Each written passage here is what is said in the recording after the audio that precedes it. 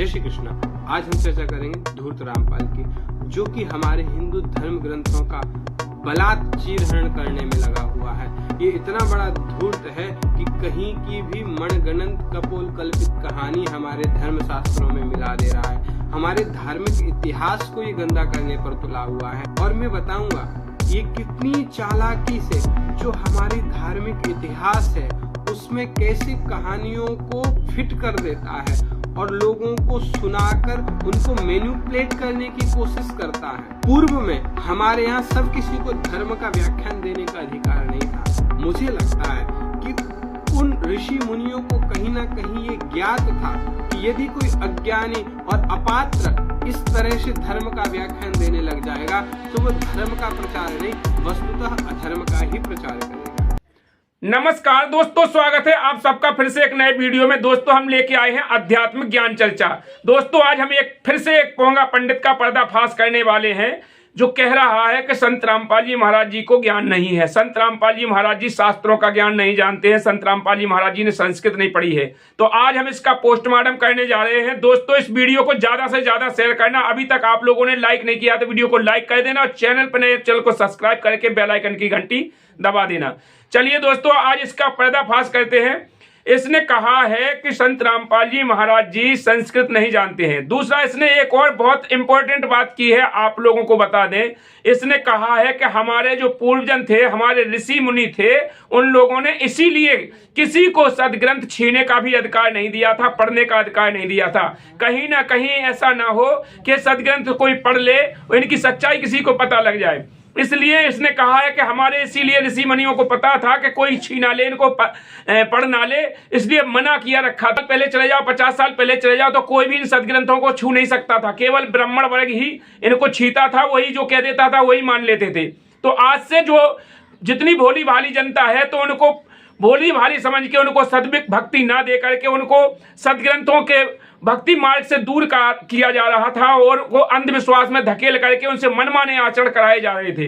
वो आज संत रामपाल जी महाराज जी ने बताया है अपने सदग्रंथ खोल करके, और संत रामपाल जी महाराज जी ने दया की है हम सब पे कि आज वो तत्वदर्शी संत रूप में आज धरती पे विराजमान है। उन्हीं की दया से आज यहाँ पर जितने भी समय जो आया है, आज प्रोजेक्टर के माध्यम से पहले तो सबको पढ़ा लिखा दिया, परमात्मा ने ऐसा समय दिया, और पढ़ लिखने के बाद आज प्रोजेक्टर के माध्यम से संत रामपाल जी महाराज जी ने सभी सदग्रंथों को खोलकर दिखा दिया कि जितने भी जो मंडलेश्वर हैं, ऋषि मुनि धर्म गुरु जितने भी कथावाचक हैं, जिनको एक कौड़ी का भी ज्ञान नहीं है, संत रामपाल जी महाराज जी कहते हैं, और इनके ज्ञान का पर्दाफाश करके इनके थैले उल्टे करके दिखा दिया कि जो सब मनमाना आचरण कराते हैं, जितनी भी जो भक्ति विधि देते हैं, जो कहीं शास्त्रों में प्रमाणित नहीं देते हैं, मनमानी भक्ति देकर के, और जो गीता अध्याय 9 के श्लोक नंबर 25 में लिखा है, जो भूतों को पूजने वाले भूत बनते हैं, पितरों को पूजने वाले पितर बनते हैं, देवताओं को पूजने वाले देवगति को जाने के बाद पुनः जन्म मृत्यु में आते हैं। तो यहाँ पर भूत प्रीत बना रहे थे, किसी को भी यहाँ से मोक्ष नहीं दिला पा रहे थे। आज संत रामपाल जी महाराज जी ने वो सदग्रंथ खोल करके दिखाए हैं और वो प्रमाणित मंत्र भी बताए हैं जिनसे मोक्ष होता है। तो चलिए दोस्तों पहले इसकी एक और आगे जो थोड़ी क्लिप देख लेते हैं, फिर इसके बाद बात करते हैं। जय श्री कृष्णा। आज हम चर्चा करेंगे धूर्त रामपाल की, जो कि हमारे हिंदू धर्म ग्रंथों का बलात् चीरहरण करने में लगा हुआ है। ये इतना बड़ा धूर्त है कि कहीं की भी मनगणंत कपोल कल्पित कहानी हमारे धर्म शास्त्रों में मिला दे रहा है। हमारे धार्मिक इतिहास को ये गंदा करने पर तुला हुआ है। और मैं बताऊंगा ये कितनी चालाकी से जो हमारी धार्मिक इतिहास है उसमें कैसी कहानियों को फिट कर देता है और लोगों को सुनाकर उनको मैनिपुलेट करने की कोशिश करता है। पूर्व में हमारे यहाँ सब किसी को धर्म का व्याख्यान देने का अधिकार नहीं था। मुझे लगता है कि उन ऋषि मुनियों को कहीं ना कहीं ये ज्ञात था कि यदि कोई अज्ञानी और अपात्र इस तरह से धर्म का व्याख्यान देने लग जाएगा तो वो धर्म का प्रचार नहीं, वस्तुतः अधर्म का ही प्रचार करेगा। ये देखना कि ये रामायण जी की एक कहानी सुना रहा है। जिस समय श्री रामचंद्र जी की सीता उठा ली गई थी और वो पेड़ पौधों से भी लेपट लेपट कर पूछ रहे थे, डकरा रहे थे, रो रहे थे, पशुओं से भी गले से मिलकर पूछ रहे थे आपने मेरी सीता देखी। आकाश से कहते हैं भगवान शंकर और पार्वती ऊपर से देख रहे थे कि नीचे कौन रो रहा है। तो भगवान शंकर ने उनको प्रणाम किया ऊपर से ही, क्योंकि ब्रह्मा विष्णु शिव ये 3 भाई हैं। ब्रह्मा जी बड़े हैं, विष्णु जी बीच वाले हैं, शंकर जी सबसे छोटे हैं। और पार्वती जी तो शंकर भगवान को सुप्रीम पावर मानती थी, एक तो पति परमेश्वर, फिर महादेव नाम से जाने जाते थे। तो पार्वती जी ने कहा कि आप महादेव होकर के किसको नमन कर रहे हैं? के सामने त्रिलोकीनाथ भगवान विष्णु है नीचे, उनकी पत्नी सीता को कोई उठा ले गया है, वो लीला करने आए हैं। अपने बड़े भाई यानी भगवान को, विष्णु भगवान को मैं प्रणाम कर रहा हूँ। अब पार्वती जी ने सोचा कि भाई भगवान रोए, ये दोनों बात नहीं हो सकती। ये रामचंद्र दशरथ पुत्र है, ये रो रहा है, भटक रहा है। अब इसने क्या कहा कि वो पार्वती के साथ जा रहे थे। अरे धूर्त, वो पार्वती के साथ में नहीं जा रहे थे। चले जात शिव सती समेता, पुनि पुनि पुलकत कृपा निकेता। वो सती के साथ में जा रहे थे, ना कि पार्वती जी का तो जन्म ही नहीं हुआ है अभी तक, है ना। सती जी ने शंका की थी, इसको ये भेद ही नहीं पता कि सती अलग है और पार्वती अलग। तो दोस्तों, जैसे कि इसने ये कहा है कि संत रामपाल जी महाराज जी जो सती जी की, और संत रामपाल जी महाराज जी ने बताया कि रामचंद्र जी यहाँ पर धरती पर तब वनवास में भटक रहे थे, तब वो पेड़ों से पूछ रहे थे। तो क्या उन्होंने गलत किया है? वो तो पूछ ही रहे थे, पेड़ों से पूछ रहे थे, वनों से पूछ रहे थे, पशु पक्षियों से पूछ रहे थे कि हमारी सीता को देखा है। रामायण में लिखा है, वो पढ़ के सुना दिया। संत रामपाल जी महाराज जी ने अपनी तरफ से थोड़ी कोई सुना दिया। अब यहाँ पर ये कह रहा कि उस सती जी जा रही थी, पार्वती नहीं जा रही थी। पार्वती का तो जन्म ही नहीं हुआ, ये कह रहा है मूर्ख, क्या अभी तक पार्वती का जन्म नहीं हुआ है, सती जी जा रही थी। अरे भैया, तुझे ये भी पता नहीं है कि सती कौन है, पार्वती कौन है, और तू लगा ज्ञान देने के लिए। दूसरा, इसने जो संत रामपाल जी महाराज जी के ऊपर टीका टिप्पणी की है, इसको ये लग रहा है कि संत रामपाल जी महाराज जी जो ज्ञान दे रहे हैं, इससे पूरी दुनिया जागरूक हो रही है। और दुनिया जागरूक हो रही है तो संत रामपाल जी महाराज जी के शरण में जा रहे हैं और सभी पाखंडवाद को छोड़ रहे हैं। ना तो फिर कोई ये मूर्ति पूजा करता है, ना कोई किसी धर्मगुरु के पास जाता है, ना किसी से कोई कथा बचवाता है, ना कोई भागवत कराता है, ना किसी के पास जाता है तो इनकी रोजी रोटी बंद हो रही है। ना कोई पितृ पूजा करता है, ना श्राद्ध निकालता है। सारे पाखंडवाद को खत्म कर दिया संत रामपाल जी महाराज जी ने, तो इनसे इनकी रोजी रोटी बंद हो रही, इसलिए ये बौखलाए हुए हैं।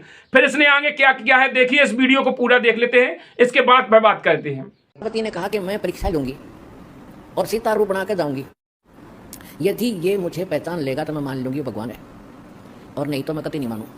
तो भगवान शंकर ने कहा कि यह गलती मत करना, यदि तूने सीता रूप बना लिया तो तू मेरे काम में गई, तो मेरे बड़े भाई की पत्नी का रूप बनाओगी तो मेरे लिए पत्नी रूप में स्वीकार्य नहीं रहेगी, तो माँ के तुल्य हो जाएगी।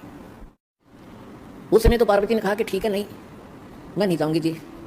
अब शिव जी गए सैर सपट्टे को, और आदत है ये, इस मन का स्वभाव है कि क्या पता चलता, अभी 2 मिनट में परीक्षा लेकर आती। और फिर आगे कहता है कि पार्वती कहती हैं कि मैं सीता का स्वरूप धारण करूंगी। अरे पार्वती कहती नहीं है, शंकर जी स्वयं कहते हैं, जो तुम्हारे मन अति संदेहु तो कि निजाय परीक्षा लेहु। तो सती जी सोचती कि मैं किस प्रकार से परीक्षा लूं, तो उसके बाद में वो सीता का स्वरूप धारण करके राम जी के पास में जाती हैं।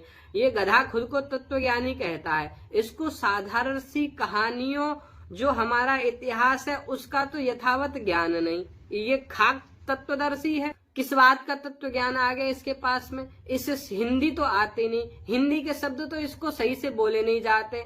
इसमें क्या ऐसी पावर है? इसको 2 लड़के पीट के चले जाएंगे, कुछ नहीं कर पाएगा। इसके मुंह पर लोग गाली देके चले जाएंगे, कुछ नहीं कर पाएगा। ये जेल में बंद है, बाहर नहीं आ सकता है। भगवान तो सर्वशक्तिमान होते हैं, वो तो सब कुछ करने में समर्थ होते हैं।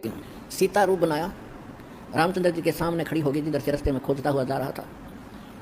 रामचंद्र जी ने कहा कि हे दक्ष पुत्री माया, हे राजा दक्ष की बेटी, आप भगवान शंकर को कहाँ छोड़ आई, अकेली कैसे वन में?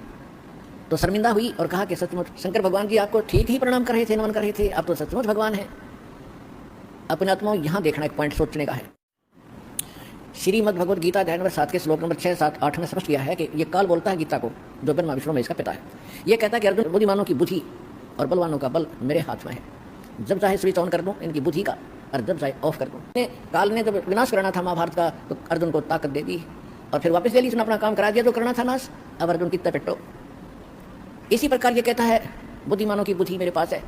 अब जब श्री रामचंद्र जी की खुद पत्नी गुम थी, हर उसका तो पता नहीं उसने कौन उठा लेगा, ढूंढते फिर जैसे गाय गुम हो जाया करे। हर वह पार्वती पहचान दी, तू तो पार्वती है, सीता नहीं है, तो वहाँ उसकी ऑन कर दी और फिर ऑफ कर दी, खा धक्के। अब क्या होता है, अब जब सती जी आती हैं राम जी के पास में और राम जी उनको पहचान लेते हैं कि अरे तुम तो सती जी हो। तो अब इसने आगे कोई दूसरी कहानी किस प्रकार से और कितनी चालाकी से मिला दी है कि कोई काल था, उसने भगवान की बुद्धि का रिमोट बंद कर दिया और यहाँ पर खोल दिया। बुद्धि का रिमोट बंद कर दिया था, इसीलिए वो सीता जी को इधर उधर खोज रहे थे और यहाँ पर ऑन कर दिया, तो उनको ये पता चलेगा कि ये सती जी हैं, ये सीता जी नहीं है। अबे गधे, अबे मूर्ख शिरोमणि, वो भगवान है, वो काल के भी काल हैं, वहां पर कोई काल नहीं है। जब सती जी को ये ज्ञात होता है कि भगवान मेरे छल को जान गए हैं, तो वो वापस लौटती है, सोचती है कि मैं शंकर जी को क्या कहूंगी, मैंने शंकर जी का कहना नहीं माना। तो उनको मार्ग में सब जगह जिधर वो देखती है, आगे पीछे सभी जगह भगवान श्री राम, लक्ष्मण और सीता जी दिखाई देने लगते हैं और उनकी सेवा में हजारों करोड़ों देवता उनकी सेवा में लगे हुए हैं। ये कहानी इसने नहीं बताई। क्यों? ये कहानी बता देगा तो ये सिद्ध हो जाएगा ना कि भगवान श्री राम राम है। इसको तो ये सिद्ध करना है कि कबीर राम है। वे मतलब में कहीं से भी कि मुनीन्द्र जी कोई महाराज, मुनीन्द्र जी जैसे कोई महाराज ही नहीं हुआ पूरे इतिहास में, और इसको ये सिद्ध करना है कि मुनीन्द्र भगवान थे। और वे मतलब में पता नहीं हर जगह काल घुसेड़ने की कोशिश करता रहता है ये कि ये काल ने गीता बुलवा दी भगवान से। अरे भगवान काल के भी काल हैं, हजारों कालों को खाते हैं भगवान, वो इतने बड़े हैं, समझे। अब क्या होता है, अब हनुमान जी ने छलांग लगाई, एक सिद्धि है जो आकाश में उड़ जाने की प्राप्त हो जाती है। आकाश मार्ग से जाके वो लंका में प्रवेश हुआ हनुमान जी। तो जो कुछ भी उसने और मस्ताया होता आपने पता ही है, हनुमान जी ने नौलखा बाग भी उजाड़ दिया उसका और सारा कुछ कर दिया। तो उसमें हनुमान जी ने कहा कि माता मुझे भूख लगी है।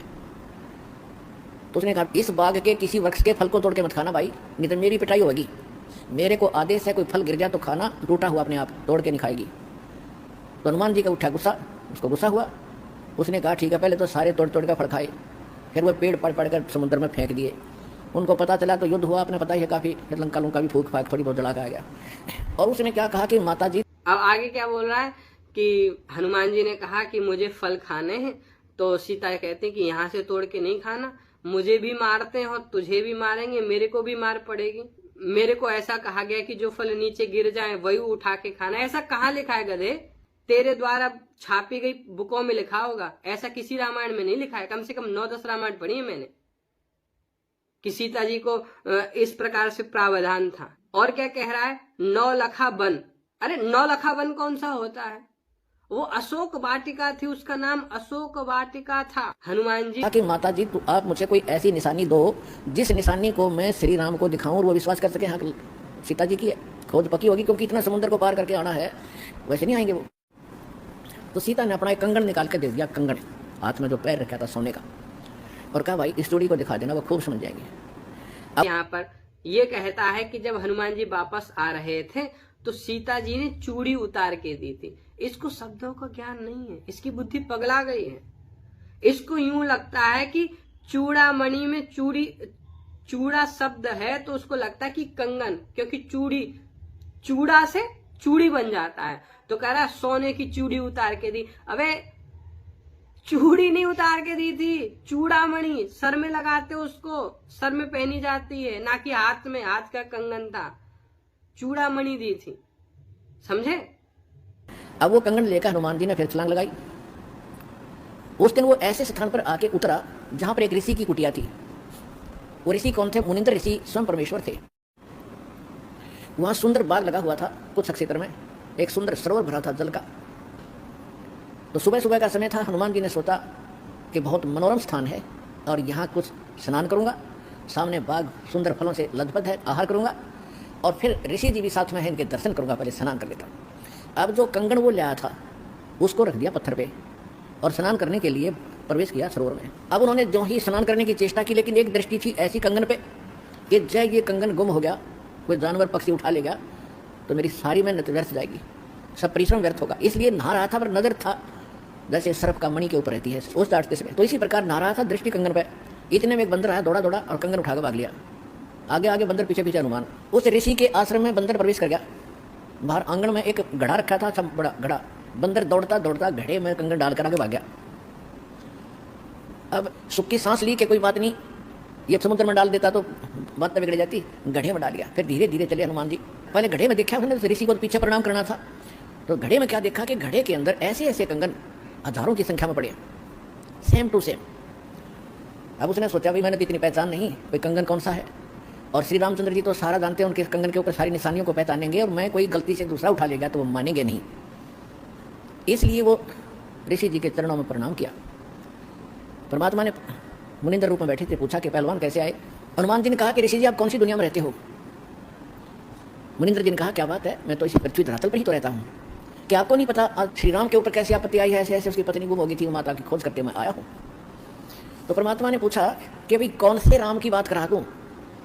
वो कहता है अच्छा कमाल करते हो ऋषि जी, आपको ये नहीं पता राम कौन है। परमात्मा ने कहा बताओ तो श्री, कि दशरथ पुत्र श्री रामचंद्र जी, उनका वनवास हुआ था, ऐसे ऐसे सीता उठा ली थी और आज मैं खोज करके आऊँगा ऋषि जी। परमात्मा बोले कि ऐसे ऐसे 30 करोड़ राम हो लिए तेरे, और तेरे जैसे हनुमान यही लीला करते रहे। तो हनुमान जी ने सोचा कि ऋषि के साथ ज़्यादा बहस करना उचित नहीं, और अपना काम करूं और चलूं। कहने लगे ऋषि जी और बात छोड़ो आप, कि मेरे सामने एक समस्या आ गई है कि ऐसे ऐसे मैं कंगन लाया था माता के हाथ का, और वो कंगन मैं स्नान कर रहा था, बंदर ने उठा के आपके गड्ढे में डाल दिया। तो परमात्मा बोले ले जा कंगन भाई, जा फिर अपना कर काम, जाओ हनुमान जी ले जाओ कंगन, निकाल ले जाओ, करो जो तूने करना। कहने लगे जी समस्या ये है कि इसमें और भी बहुत से कंगन पड़े हैं, और इन कंगनों में पहचान नहीं कर पा रहा हूँ मैं, मेरा वो भगवान सीता जी वाला कौन सा है। परमात्मा बोले भले आदमी तुम लाने वाला, और तुझे पता नहीं तो मैं क्या बताऊँ, फिर खोज ले कौन सा है तेरा। तो चिंतित हो गया कि भगवान दया करो। परमात्मा बोले कि जौन सा चाहे वो उठा ले जा, और सेम टू सेम पाओगे, इसमें कोई दिक्कत नहीं। कैसे कैसे फिर ये कंगन आए कहाँ से आपके पास, कि अब सुनो मैं कथा सुनाऊंगा तेरे को। जैसे ये रामचंद्र जो आत्मा है, ये विष्णु जी की आत्मा है। ऐसे ऐसे न जाने कितनी बार धक्के खा लिए इसने, कितनी बार जन्म लिया, कितनी बार मर लिया। तो प्रत्येक त्रेता युग में ये ऐसा ही होता है, और मैं यहीं बैठा हूँ जब का, मेरी तो बहुत युगों की आयु है, मैं यहाँ बैठा हूँ। पहले इन बातों पर किसी को अविश्वास नहीं होता था। तो हनुमान जी से बताया कि तेरे जैसी आत्मा हनुमान ना जाने कितने बन करा लिए, और कितने ये ऐसे कंगन ले लेकर आए हैं, इसी प्रकार वो बंदर उठा कर इसमें डालता रहा है। तो हनुमान जी ने पूछा कि ऋषिवर मान लिया आपकी बात, जो कंगन लेकर हनुमान आता होगा वो कंगन तो लेकर भी जाता होगा, कहाँ लेकर जाता है, इस घड़े में मेरी आशीर्वाद से ऐसी पावर है कि डुप्लीकेट कॉपी तुरंत बना देता है, एज इट इज, 1 के 2 कर देता है। और नहीं विश्वास है तो ले ये कटोरा उठा के कोई दिया ले इसमें डाल के देख ले। हनुमान जी ने कटोरी उठा कर उसमें डाली, तुरंत 2 होगी, 1 जैसी। अब वो दोनों को देख रहा है, सचमुच ठीक है। तब हनुमान जी को कुछ विश्वास हुआ कि संत नहीं, ये कोई और ही महापुरुष हैं, बड़े सिद्धि युक्त हैं, और सारी कथा को सही जानने वाले हैं। लेकिन कहा महाराज मैं आपकी बात से सहमत हूँ, होगा कोई और भगवान, पर अब मुझे समय नहीं आपकी सारी बात सुनने का, क्योंकि मैं परमार्थ के काम में लगा हूँ। परमात्मा बोले भाई ठीक है, ले जाए, कोई कंगन निकाल ले जाए बेटा, सारे एक जैसे मिलेंगे। वो उठा कर ले गए कंगन को। लेकिन हनुमान जी को फिर भी विश्वास नहीं हो रहा था। जब श्री रामचंद्र जी को दिखा दिया और रामचंद्र जी ने ओके कर दिया, जब हनुमान जी को संतोष हुआ कि 3100 की 100 सच बात हो, उधर से वो ऋषि की घटना भी नहीं भूल पा रहा था, उधर से फिर नाथ सिंधु एहि पार ही आवा, सबद किलकिला कपिन सुनावा, हर से सब बिलो के हनुमाना, नूतन जन्म कपिन तब जाना, मुख प्रसन्न तन तेज विराजा, कीने से रामचंद्र कर काजा। हनुमान जी लंका जला के वापस इधर नाग सिंधु यही पार ही आवा, इस पार आ गए। और ये गधा कहाँ ले जा रहे इस कथा को, एक कोई भी कथा यहाँ पर फिर इसने मिला दी, और जो कि ये कथा किसी भी प्रकार से प्रसंग संगत नहीं लगती है, किसी भी प्रकार से प्रसंग से युक्त नहीं लगती है, और ना ही किसी भी धर्म शास्त्र में ऐसा वर्णन है। रामायण जी की तो बात छोड़ दो, कम से कम 10 रामायण मैंने पढ़ी है, मुझे ऐसा नहीं दिखा, और अन्य भी जगह ऐसा नहीं है। ठीक है, ये किस प्रकार से जोड़ रहा है कि मुनिंद्र जी कोई थे, और ये तुमने सुनी होगी इसकी बकवास।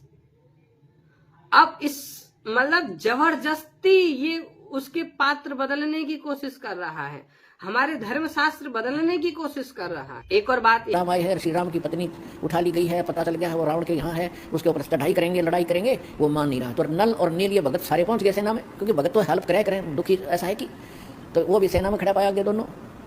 तो उनको बुलाया गया, रामचंद्र जी ने कहा भी नल नील कौन है वो आगे आए। अब पुणात्माओं यहाँ मार खाता है इंसान, और परमात्मा इस प्रकार की जो हम गलतियां करते हैं, अपना भक्ति नाश करते हैं, उसके लिए सतर्क करते हैं। यहाँ पर क्या किया, नल और नील के मन में अभिमान आ गया, अहंकार आ गया कि आज हनुमान भी फेल, रामचंद्र भी फेल, क्योंकि पत्थर नहीं तरे, समुद्र पुल नहीं बन रहा, हमारे पास ऐसी शक्ति है, कि पत्थर रखेंगे तैर जाएंगे, आज हमारी वाह वाह हो जाएगी। अंगद भी फेल, सुग्रीव भी फेल, जामवान भी फेल, ये फेल का चक्कर मारा जीवन है। तो उस दिन वो आए ना, मालिक याद किया, रामचंद्र जी ने पूछा कि तुम्हारे पास कोई ऐसी शक्ति है पत्थर तैर जाते? कहाँ जी है, कि ट्राई करके दिखाओ। उठाया पत्थर रखा, क्यों अभिमान था कि कर देंगे काम, वो डूब गया। दूसरा फिर रखा, वो भी डूब गया। तीसरा फिर रखा, वो भी डूब गया। अब रामचंद्र जी समुद्र की तरफ देख रहे हैं, विपर रूप में खड़े थे, ब्राह्मण रूप में, और ये कहना चाह रहे हो कि तू झूठ बोलता था, इनके पास कोई पावर नहीं। तभी समुद्र ने कहा, विपर रूप में खड़े समुद्र ने, क्योंकि ये देवता होते हैं, ये जल जो है ये देवता नहीं है, जल का कंट्रोलर एक देवता है, उसको वरुण कहते हैं। वो आकर खड़ा हो गया। तो वो कह रहा था कि हे नल नील, आज आपने गलती की भाई, आज तुमने अपना गुरु तो याद किया ही नहीं, तुमने तो नाश कर दिया बात का, करो याद उस मालिक को। तब उनको भी याद आया, कहाँ वाली गलती बन गई आज तक। अब उन्होंने परमात्मा को याद किया। रे नल नील यतन कर हार, तब सतगुरु से करी पुकार। रे नल नील यतन कर हार, तब सतगुरु से करी पुकार। जा सतरे खोल की अपार सिंधु पे सिला तिराने वाले, जा सतरे खोल की अपार सिंधु पे सिला तिराने वाले। धन धन सतगुरु सत कबीर भगत की पीड़ मिटाने वाले। धन धन सतगुरु सत कबीर भगत की वो पीड़ मिटाने वाले। नल नील ने जब याचना की हृदय से, हे भगवान गलती बन गई, आपके हाथ में इज्जत है हमारी। तो उसी समय परमात्मा वहाँ प्रकट हो गए। थोड़ी सी दूरी पर सब ने देखा कि वो कौन आ रहा सामने। नल नील ने भी देखा, ये तो मेरे गुरुजी आगे हमारी पुकार सुन ली इन्होंने। जब मुनिंदर जी निकट आए, सभी ने दंडवत प्रणाम किया, श्री राम ने, हनुमान ने, सब ने। हनुमान जी ने देख लिया, बाबा जी तो वही है भाई, ये तो बिल्कुल सही, ये तो शक्तिशाली ऋषि हैं। और श्री रामचंद्र जी ने मुनिंदर ऋषि से अर्ज की थी, भगवान आज हमारे सामने ये समस्या आई है, अभिमानी रावण हमारी यातना नहीं मान रहा है, हमने उसे खूब दूत भेजकर, अंगद को, हनुमान जी को, सबको भेजकर उससे प्रार्थना कर ली है, इसको लौटा दे मेरी पत्नी को। वो माना नहीं, अब नहीं माना तो हमें युद्ध करना पड़ेगा, उसके लिए रास्ता चाहिए समुद्र पर। समुद्र रास्ता दे नहीं रहा। इसने विधि बताई कि आपके शिष्यों के पास यह शक्ति थी, मेरा दुर्भाग्य कि आज इनके हाथों में भी शक्ति नहीं रही। तो परमेश्वर ने कहा कि आज के बाद इनके हाथों में शक्ति रहेगी भी नहीं। इन्होंने बहुत बड़ी गलती की है, जो मैं रोज बताता हूँ कि अभिमान से भगवान को सो दूर है, और इतने दिन के बाद इतना दुख था इनके ऊपर, इन्होंने फिर बकवास कर दी। अब इनके पास यह शक्ति नहीं रही। तो श्री रामचंद्र जी ने कहा कि हे ऋषिवर, मेरी समस्या का समाधान करो। जब आप अपने बच्चों को, अपने शिष्यों को आशीर्वाद दे सकते हो शिला कराने का, तो आप खुद भी कृपा बरत सकते हो, मेरे लिए लंका में जाने का रास्ता बना दो। तब परमेश्वर ने कहा ठीक है, अभी मेरा वचन है तेरे बाप तय। परमेश्वर ने कहा था कि तेरे बाप से मेरा वचन है कि तेरा पुल बनवाऊंगा। अब ये रामचंद्र जी का समझ में नहीं आई, मेरे बाप से और क्या वचन है, इनका क्या वायदा है। परमात्मा ने अपनी प्यारी आत्मा धर्मदास जी को बताया था कि जब मैं प्रथम सतयुग में सतलोक से यहाँ आ रहा था, तो बीच में इस काल की एक तपस्या है, वहाँ पर जीव दुखी किए जा रहे थे, और मैं जोग जीत रूप में अपने पुत्र के रूप में वेशभूषा था। तो इसने पहले मेरे साथ कुछ बकवास करी थी, ज्योति निरंजन ने इसकी पार नहीं बसाई थी, तो मेरे चरणों में गिर गया था, और इसने मेरे से वचनबद्ध करवा कर कुछ प्रार्थना की थी कि कुछ और सुविधा मुझे देना। उनमें से एक तो ये थी कि मेरा पुत्र विष्णु श्री राम रूप में जाएगा, और ऐसे उसके प्रारब्ध में लिखा है कि उसकी पत्नी को रावण उठाएगा, समुद्र पर पुल नहीं बनेगा, आपके बगैर वहाँ कोई कृपा नहीं कर सकेगा, उसकी हेल्प नहीं कर सकेगा। तो परमात्मा ने स्वीकार किया था कि मैं ये काम भी करूँगा। फिर दूसरा वर्ग क्या था कि वो फिर समुद्र के ऊपर उसने जो तीर तार दिखा के जबरदस्ती धमका के रास्ता लेना चाहा था, इसका प्रतिशोध समुद्र लेगा। वो क्या करेगा कि जब ये श्री कृष्ण रूप में जाएगा, और फिर ये क्या करेगा, बाद में मृत्यु के उपरांत एक राजा को दर्शन दे करके जगन्नाथ का मंदिर बनवाना चाहेगा अपनी महिमा बनाए रखने के लिए। तो उस पुरी के स्थान पर जो जगन्नाथ मंदिर बनवा होगा, उसको समुद्र इस प्रतिशोध में नहीं बनने देगा कि इसने मेरी बेइज्जती की थी तीर दिखा के राम रूप में, इसका प्रतिशोध लेगा, वो मंदिर ने बनने नहीं देगा, बार बार तोड़ेगा।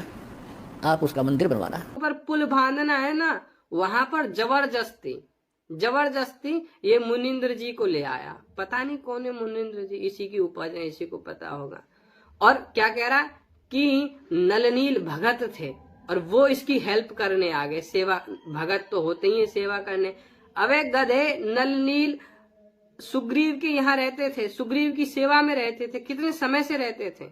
ये जो कथा सुनाई कि सागर ने कहा कि तुमने अपने गुरुदेव को तो याद किया ही नहीं, और फिर इसके गुरुदेव आए, मुनिंद्र देव जी आए। इस तरह से इसने हर जगह कुछ ना कुछ गड़बड़ किया है। कुछ लोग हमको बोलते कि आपस में क्यों लड़ रहे हो। ये ढोंग तो धर्म का कर रहा है, परंतु ये विधर्मियों से भी ज्यादा घातक है, क्योंकि विधर्मी तो अपनी बात कहते, ये तो हमको ही नकार दे रहा है, हमारे धर्म शास्त्रों को ही गड़बड़ कर दे रहा है। तो दोस्तों, जैसे कि संत रामपाल जी महाराज जी ने गीता के उदाहरण दिए हैं, गीता में जो लिखा है कि बलवानों का बल, बुद्धिमानों की बुद्धि मेरे हाथ में है, जो काल कह रहा है। तो ये काल वो तो स्वयं कह रहा है, वो काल अब ये कहता है वही काल है, वही कृष्ण है, वही राम है, वही सब है। अरे वो कहता है कालों के काल है, महाकाल है। अरे इससे पहले कहीं कृष्ण भगवान ने कहा है कि मैं काल हूं?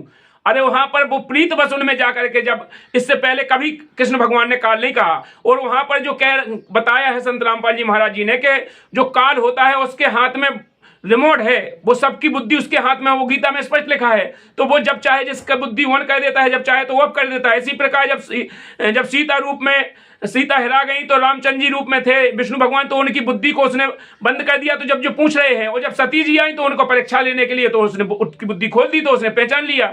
इसमें कौन सी बड़ी बात है? जो प्रमाण है वो दिखा दिया संत रामपाल जी महाराज जी ने आगे। और उसने जो कहा है, फिर जी कह रहा है कि वो कालों के काल है, महाकाल है। अरे भाई, कृष्ण भगवान काल नहीं है, वो कृष्ण भगवान त्रिगुणी, तीन लोक के स्वामी हैं, ब्रह्मा विष्णु महेश, जैसे जो बताए गए हैं। जो तीन देवताओं में से विष्णु के अवतार हैं, कृष्ण भगवान विष्णु के अवतार हैं, रामचंद्र जी। ना कि वो सब एक नहीं है। अब तुम सबे भाई एक ही बना रहे हो, और माता पिता सब एक ही बनाए फिर रहे हो, वही महाकाल है, वही दादा को भी वही बना रहे हो। तो ये तो तुम्हारी मूर्खता है, तुमको दो कौड़ी का ज्ञान नहीं है।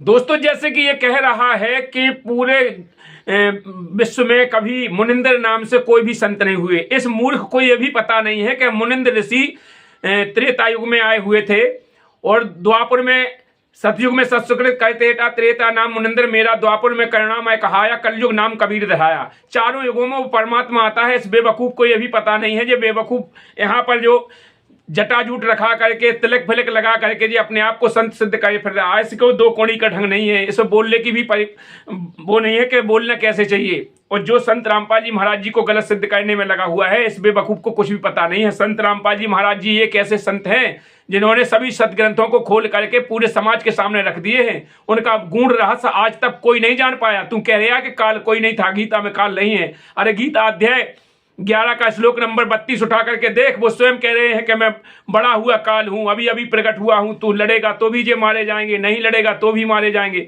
अरे बेवकूफ, तेरे को पता ही नहीं है कि गीता जी क्या है, कौन सी कथा क्या है, और तू लगा यहाँ पर ज्ञान देने के लिए।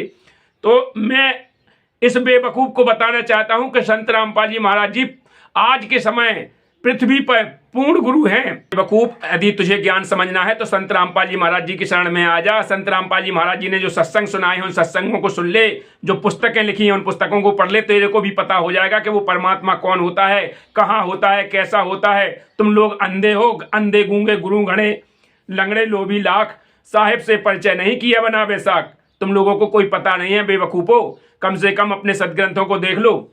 और दोस्तों, आप लोगों से हमारा अनुरोध है, संत रामपाल जी महाराज जी के सत्संगों को जरूर सुने। इस वीडियो को देखने के बाद कमेंट बॉक्स में अपनी राय जरूर दें, कौन सा संत सही है, कौन सा गलत है। कमेंट बॉक्स में राय दिए बगैर नहीं जाना। अपने दोस्तों के साथ वीडियो को जरूर शेयर करना, और चैनल पर नए हैं तो चैनल को सब्सक्राइब करके बेल आइकन की घंटी दबा लेना। फिर मिलते हैं नेक्स्ट वीडियो में, तब तक के लिए नमस्कार, जय हिंद, जय भारत।